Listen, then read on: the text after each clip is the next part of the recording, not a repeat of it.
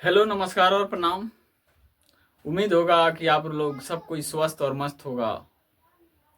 आज हम सेक्शन के बारे में बताने वाले हैं। जो लॉ में सेक्शन यानी धाराएं चेंजिंग हुआ है, उसी के बारे में आज हम बताने जा रहे हैं। देखिए, बहुत सारे लोगों का माइंड में भ्रमण हो गया है कि सेक्शन बदल गया तो बहुत ऐसे चीजों जल्दीबाजी हो जाएगा, या जो प्रोसेस पहले था उससे अधिक तेजी में अब काम होगा।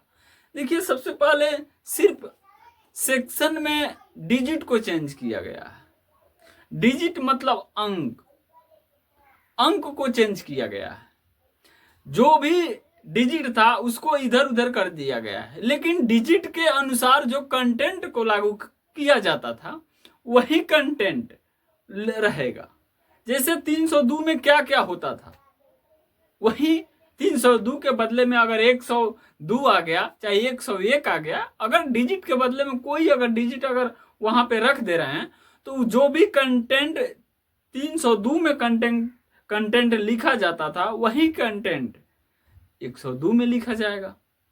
तो ये दिमाग में न रहे कि पूरा लॉ को चेंज कर दिया गया। कुछ ऐसे सेक्शन है, कुछ ऐसे धाराएं हैं जिसको अच्छी तरह से चेंजिंग किया गया है। सभी को नहीं, सभी को इधर उधर सिर्फ डिजिट को चेंज किया गया है।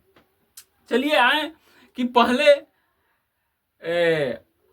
1860 में क्या था जो अंग्रेज इसको लागू किया था, अब 2023 में क्या लागू हुआ है, इसके बारे में थोड़ा चर्चा करेंगे।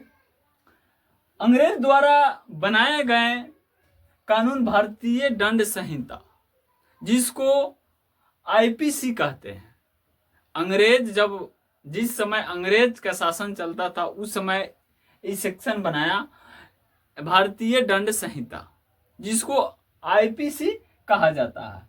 उसके जगह पर अब भारतीय न्याय संहिता लागू किया गया है।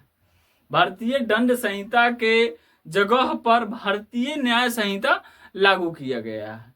उसको भारतीय आईपीसी कहा जाता था, तो इसको भारतीय दंड संहिता को बीएनएस कहा जा रहा है। आईपीसी के जगह पर बीएनएस कहा जा रहा है।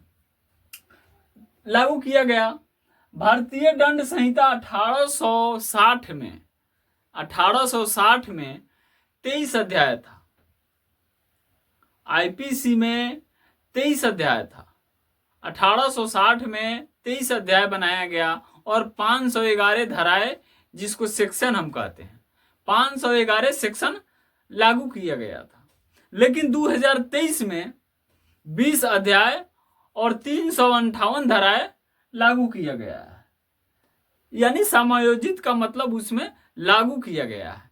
पहले 1860 में 23 अध्याय था, 511 धाराएं यानी सेक्शन था। लेकिन 2023 में 20 अध्याय और 358 सेक्शन को लागू किया गया है। अगला में परिभाषाएं, यानी परिभाषाएं कौन कौन को इससे निकाल दिया गया है, किस किस परिभाषा को निकाल दिया गया है इस संहिता में, थोड़ा देख लिया जाए।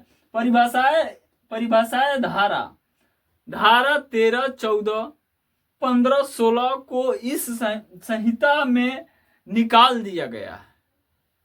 देखिए, 13, 14, 15 को इस संहिता से हटा दिया गया है। लेकिन आगे भारतीय साक्ष्य अधिनियम में कुल 170 क्या था, धाराएं था। भारतीय साक्ष्य अधिनियम में कुल 170 धाराएं था। उसमें से नए कानून जब आया, नए कानून में 6 धाराओं को रद्द कर दिया गया है। नए कानून में कितने धाराओं को रद्द कर दिया गया है? 6 धाराओं यानी 6 सेक्शन को रद्द कर दिया गया है। नए एक्ट में 2 नई धाराएं, 2 न्यू सेक्शन और 2 उप धाराएं को क्या किया गया है? जोड़ा गया है। इसमें गवाहों का अलग प्रावधान बनाया गया है। इसमें गवाहों की सुरक्षा के लिए अलग प्रावधान बनाया गया था। लेकिन 1860 में गवाहों के लिए प्रावधान अलग थी। लेकिन 2023 में भारतीय न्याय संहिता में गवाहों के सुरक्षा के लिए इसका प्रावधान अलग बनाया गया है।